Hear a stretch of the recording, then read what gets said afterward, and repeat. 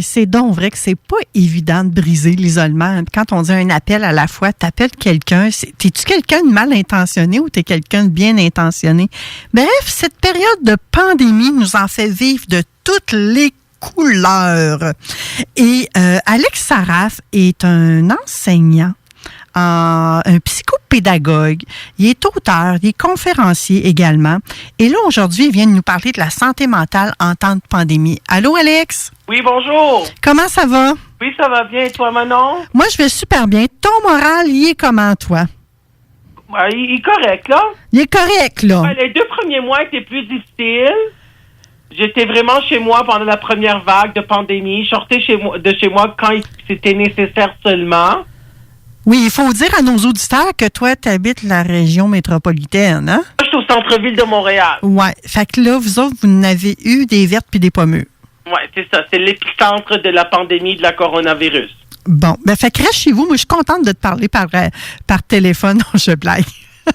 Reste chez vous, Alex. Bouge pas, bouge pas. Mais je sortais en été. C'est beau, là. Oui, oui. Et là, la santé mentale en temps de pandémie, là, oui. C'est quelque chose, hein? Oui, c'est ça. Donc, moi, je vais vous en parler parce que dans mon livre, La psychologie pour apprécier l'humain, publié chez Béliveau Éditeur, j'ai tout un chapitre sur la santé mentale. Donc, j'ai pensé que c'était intéressant de parler de la santé mentale en temps de pandémie. Je suis allée aussi j'ai sorti 2 articles sur Internet. Le premier article vient de INSPQ, qui est l'Institut national de santé publique du Québec. OK? Donc, ce premier article-là, il a été publié. Qu'est-ce que ça dit en gros? C'est que ça dit que il faut retenir que au 31 mai, 12% des répondants, parce qu'ils ont fait une étude, 12% des répondants présentaient une détresse psychologique problématique. Et 13% avaient une perception négative de leur santé mentale. Plus du tiers disaient se sentir davantage anxieux.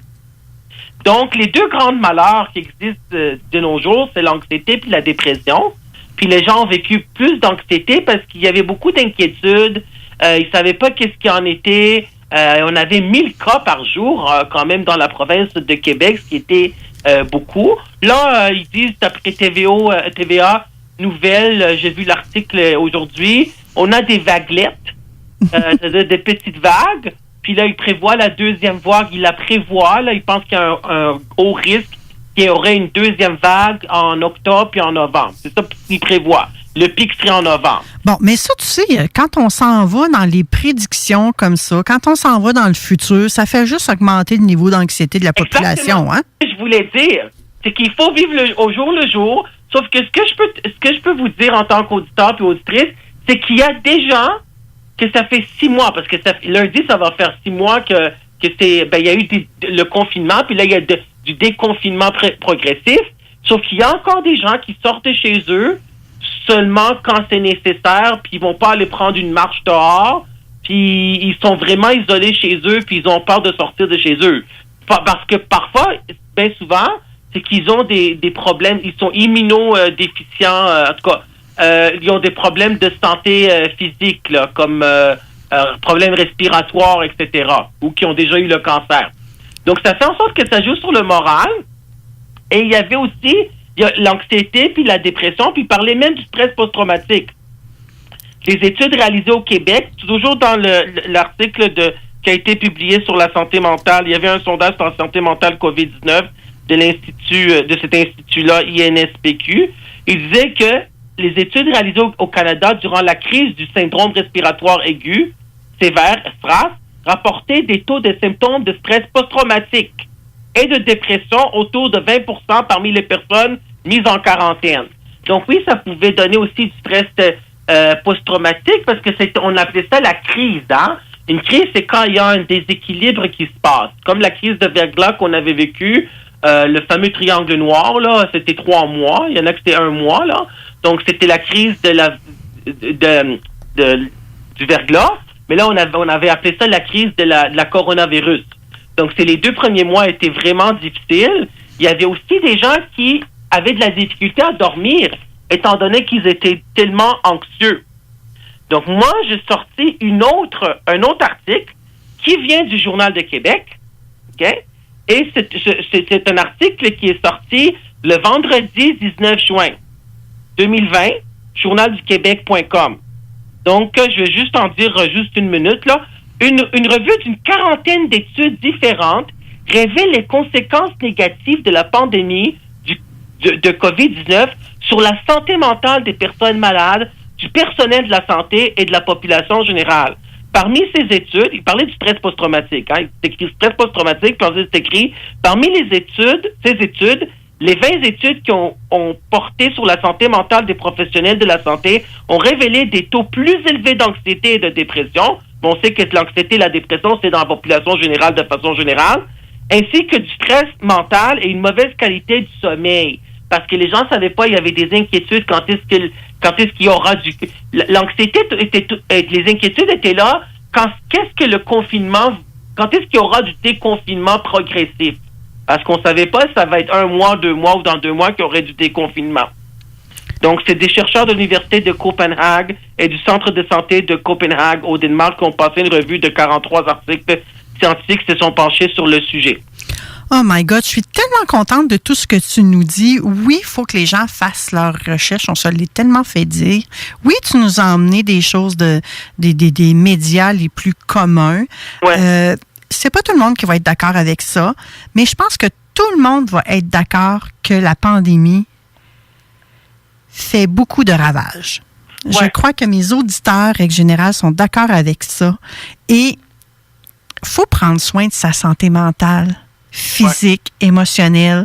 Et mes invités que j'ai eus aujourd'hui, ce sont tous des ressources, toutes des ressources qui peuvent vous aider. Je suis également une ressource qui peut vous aider.